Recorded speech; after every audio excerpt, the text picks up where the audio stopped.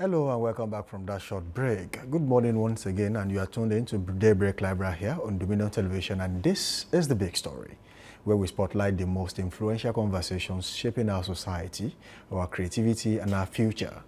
Today we'll delve into a compelling topic at the heart of modern storytelling: the writer's resistance, staying authentic in the age of artificiality. We live in a fast-evolving digital age where artificial intelligence is not only automating industries but also attempting to replicate human creativity.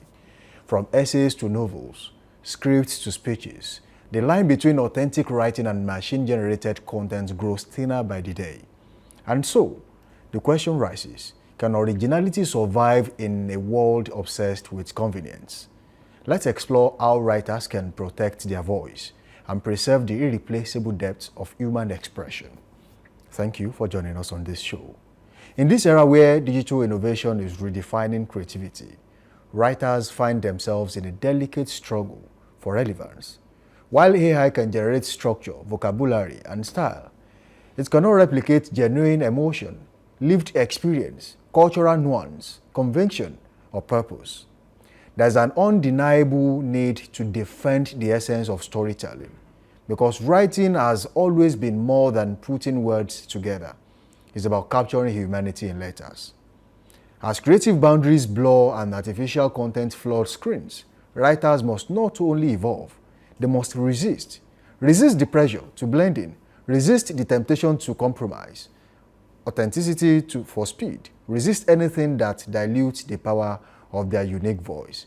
The future of writing belongs to those who embrace new tools without surrendering the soul of creativity. And standing firmly on the front lines of this creative revolution is our distinguished guest this morning. She is Adepeju Oladapo, widely known as the dynamic dunamis, a creative voice and of course force to devoted writing advocate, a graduate of medical laboratory science from Lautech who chose purpose over profession. She has become a celebrated writer, author, editor, coach, book project manager, and spoken word minister. Through our organization, the Global Creatives, she has trained over and mentored over 500 writers to find their voice, refine their craft, and communicate with depth and impact. Our community-driven initiative Shift with Dunamis continues to transform minds and inspire lives through values, creativity, and purpose. Passionate about excellence and guided by strong faith, Adepeju's work has proven that storytelling, when purposeful, can still pierce hearts, and of course, even in the age of artificiality. Thank you for joining us this morning.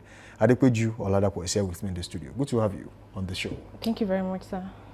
Well, there's a lot to unpack on this show. We have limited time and we'll make sure we make use of that as much as possible. Now, from your perspective as a creative leader, and of course a writer, how has artificial intelligence impacted what we will call writing space generally? Is it positively or negatively? Okay, thank you very much for the question. From my perspective, I will say that artificial intelligence has influenced the media space both positively and negatively. Positively in the sense that it fastens your work. You don't need to slow down to work. It can help you generate ideas, and it can help you to polish your work as a writer.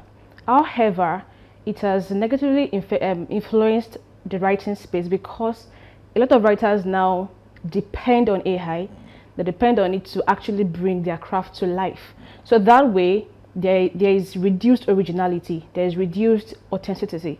So that way, it has influenced it negatively because many people now rely so much on AI to write something, to write a story, to craft a book, or to do something, which should not be. Is authenticity in writing under threat as we speak? Okay, yes, I would say that because AI is now the order of the day. And because of that, many writers now tend to follow the trend. You know, many people want to be seen, want to be known, want to trend and all of that. So many people want virality over value. And that way, they tend to go to AI to craft different things that can make people to follow them, while they neglect the space of value in writing. So that way, I would say that it has become a threat to writing space because now we want to take virality over value, which should not be. Your writing should be valuable. Your writing should enhance your visibility, not necessarily going viral. That you're going viral doesn't mean that you're valuable. Yes. So, but now many people want to follow the trend and, want to get followers, is a social media life, and just want to be there, which has reduced a lot of valuable content today.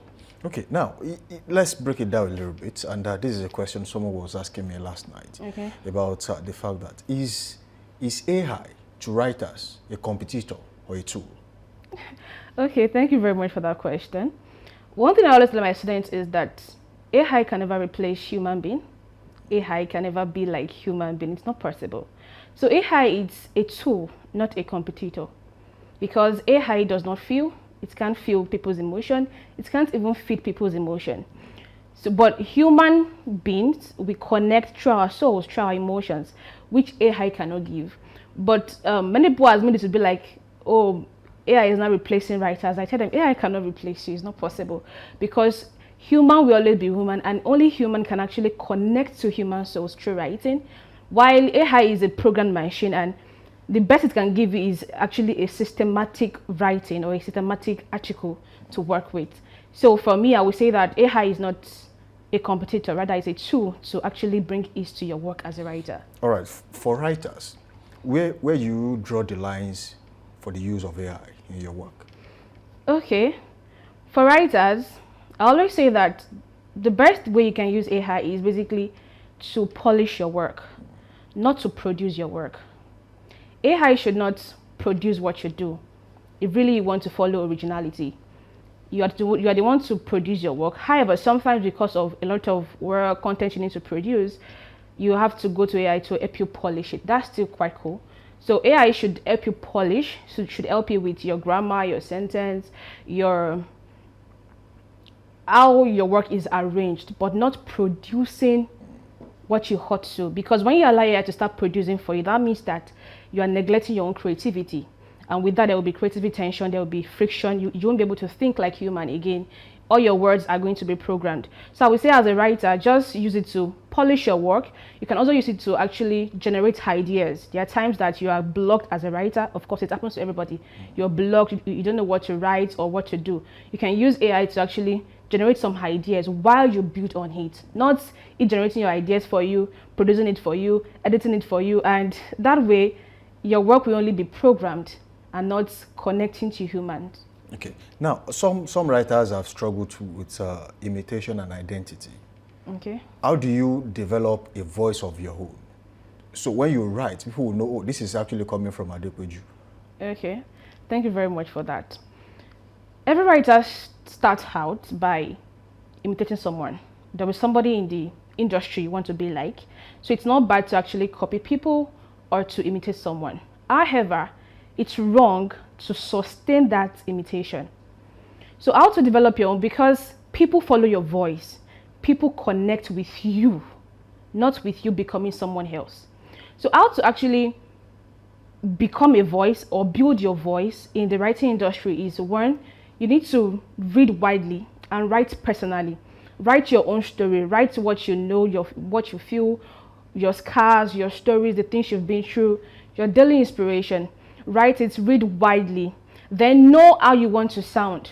For different people, there are different styles, different tone. So know how your own tone is like. Some people, they love to write it conversational. Some people, they love to write educational content. So know your own style. You don't need to be like every other person. No.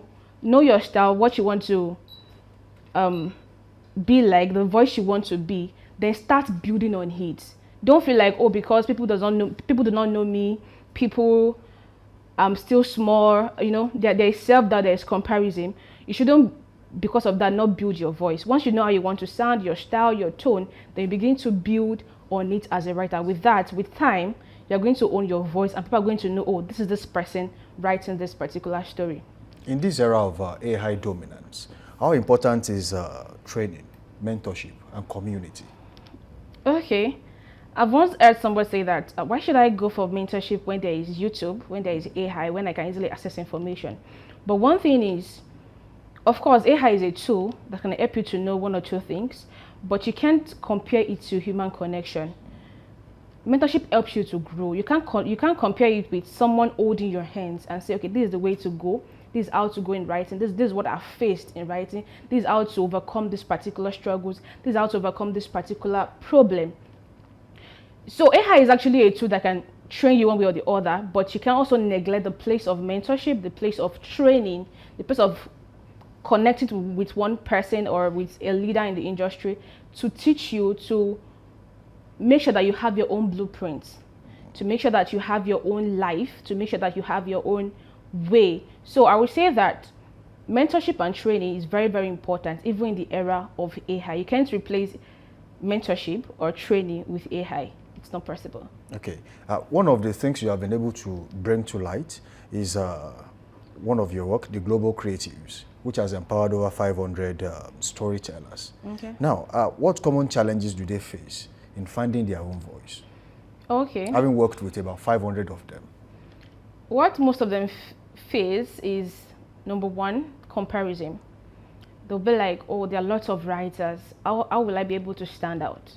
So that brings a lot of pressure, especially for newbies or for beginners. It brings a lot of pressure to them, how they want to stand out. So they begin to compare themselves with this person, with that person. But one thing I tell them is the person you're looking at started years ago, some 10 years, some 20 years. So you shouldn't expect the same result with that person. Just start where you are and keep going. The other thing they face is self-doubt. I also faced that personally when I started out. You know, you doubt your work, you doubt your craft, you doubt if it's going to get engagement, if it's going to get known, if it's going to get read, actually. So which brings friction to a lot of writers, which brings frictions to a lot of writers and make them to be under pressure, actually. So those are the basic things they majorly face when it comes to owning their voice, because when you doubt yourself, when you compare yourself, it will be very difficult to actually own your voice in the industry. Okay, tell us about Shift with Dunamis. Okay. It's one of your ideas. Yes. So what is it about? All right. Shift with Dunamis is actually a community that helps people to shape their minds, okay, and to renew their mindset, to transform their mindset. What really bettered that was I just sat down and I felt like if everyone in the society has a very good and stable mindset, what we are going to be producing, whether in the entertainment industry, in the creative industry or anything, will be very deep and valuable. Because what you know, what is on your mind is what you dish out, whether it's positive or it's negative. So it's actually a community that shapes people's mind, that brings mindset to light and makes them polished so that you can actually be a valuable person in society and also be purposeful in what you do. And how long have you been doing this? Okay. When did it all start? I was still officially like 3 years ago. This was when I started I started it as Dunamis Global Academy, but with time I changed it to Shift with Dunamis. So very quickly, in case for some of our viewers out there who are actually writers and upcoming writers, let me put it that way. How does mindset transformation affect writing authenticity? Okay. One thing is, whatever you have on your mind is what you dish out as a writer. It can be positive, it can be negative.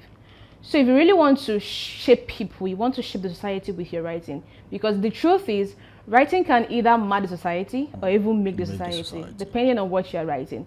So if you really want to shape society positively, that means that your mind must have quality. What you process, what you think, what you feed on must be valuable and must be purposeful. That way, your writing is going to have more value. People are going to connect with it. It's going to influence the society positively. So it's very important for writers to build their minds through training, reading, meeting people and all of that, in order to actually dish out valuable content, quality content to people and to positively shape the society that they are in. Okay, I was having a conversation about this talk with one of my colleagues yesterday, and we talked about consumption for writers. Actually, what you read, what you see on a daily basis, how much does it influence things you put into paper for people to actually read out there? Okay, of course, we draw inspiration from what we see daily, what we hear daily, what we watch daily. So the quality of what you watch tells the quality of your thoughts. And the quality of your thoughts tells the quality of your work. Because the truth is, you can't write without thinking. You can't write without getting inspired. So if what you feed on are basically pieces of negative content, then that means what you'll be producing will always influence the society negatively. And if you are feeding on positive content, whether videos, books, vlogs, podcasts, you will also be able to influence the society positively. So the quality of what you feed on tells the quality of your mind, tells the quality of your thoughts, and also tells the quality of your work, actually. Okay, you are a spoken word artist. Okay, yes. And it's something that people didn't really pay attention to until recently. And we have had people who do this. Okay. But then, the general public, was it about acceptance? Or it's about less creativity in time past, which has actually evolved over time? So why did it take time for people to actually believe in spoken word? For me, I would say spoken word has been. It's been there for a long time. But yes. Then it's now been widely accepted. You go to events now, and then a spoken word artist is invited. But then okay. it wasn't really like that in time past. It was just as someone doing what they loved doing at that time. Okay. What I noticed is that many creatives now give voice to spoken words. They now see the reason for spoken words. They see how beautiful it can be, how valuable it can be, how it can actually shape the industry, both writing industry, speaking industry, entertainment industry, and they begin to give it voice. Because before, truly, as you said, spoken word wasn't like this. But some people did the work background. We have a lot of people in spoken word industry now doing great. So they did the work by showing forth the heart to let people see. They do events, go for shows, and keep giving it voice. And now people now see the beautiful side of spoken word, and now it's being accepted by everybody. So how much does faith and personal conviction shape what you put out there? Okay, faith and personal conviction has a lot to do with your writing. I tell people I only write what I believe in. I don't follow what you think is right. You don't follow trends. Yes. You just do your own thing. Yes, I don't follow trends. I don't follow what others think is right. I follow what I know that is right, what I believe, my opinion, my faith, my personal conviction, and that affects what I dish out. So faith makes you not to want to please people. You won't be able to please people. You won't be able to please the audience. But the truth is, we always dish out the truth. And also believing that, that your word inspires, your word heals, your word restores souls. And that's words actually give me an edge as a Christian creative writer. You know that, okay, I'm not just writing, I'm writing life, I'm changing lives. I'm changing people, I'm restoring lives. And that way you won't bend to trends. You rather go for truth that you know. So what would you say to a creative writer, a young creative writer, that is currently feeling pressured to use AI at this time? Okay. What I would say is slow down and breathe. Then don't follow trend. You're not here to actually impress people. You are here to be a voice of your own. You are here to express yourself before even impressing people. So don't be a man pleaser. Don't please people. Don't just follow what people want to see or what they want to read from you. Be yourself, own your voice, and keep moving. With time, you are going to start impressing people. But first, express yourself. Let people know your originality, your authenticity. And as you move, people will begin to come to your side. And I would say that don't replace AI with yourself. AI cannot replace you. You are much more creative than AI. You're far creative than AI, so it can't replace you. Just be yourself, own your story, own your voice, and keep moving. Well, before you said something that I was about to ask you. Okay. That would there ever be since that we are now seeing technology evolving. Mm-hmm. Before now there was no AI. Now here when AI came, we are talking about AI not being able to write truly soulful messages and put it out there. So would there ever be a time when AI will be doctored to an era where it can actually write soulful messages? Would that be a threat to actual writers out there? Okay.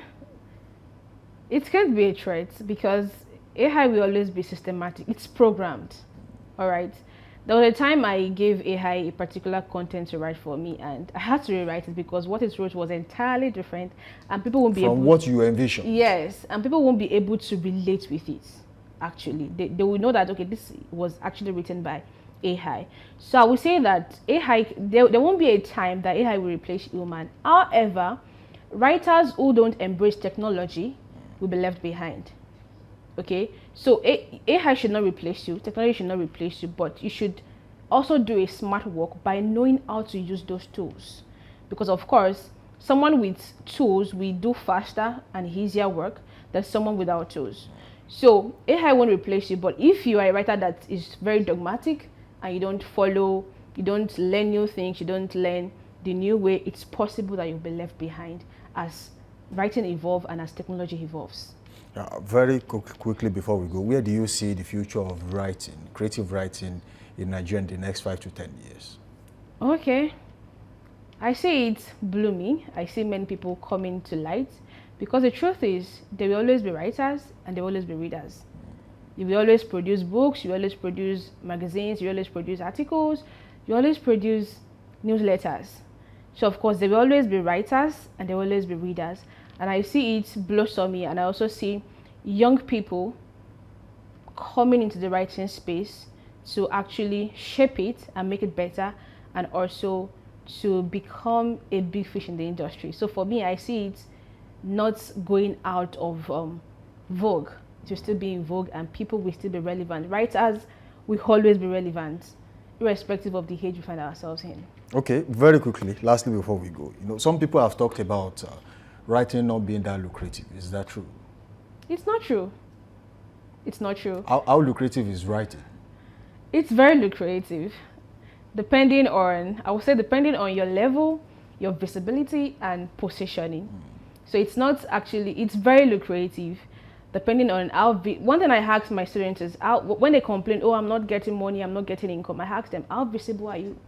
Because if you are not visible to people, you don't expect people to pay who they don't know.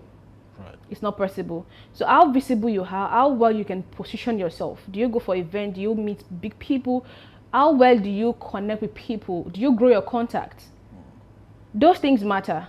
So writing is very, very lucrative. You can I see the way you smile. I can testify to that already. Yes, you can earn your money through writing. However, some factors must be gotten right. You must be visible. You must be an expert. Of course, know what you are doing, be valuable, stay original, position yourself well, let people see you, and keep pitching yourself.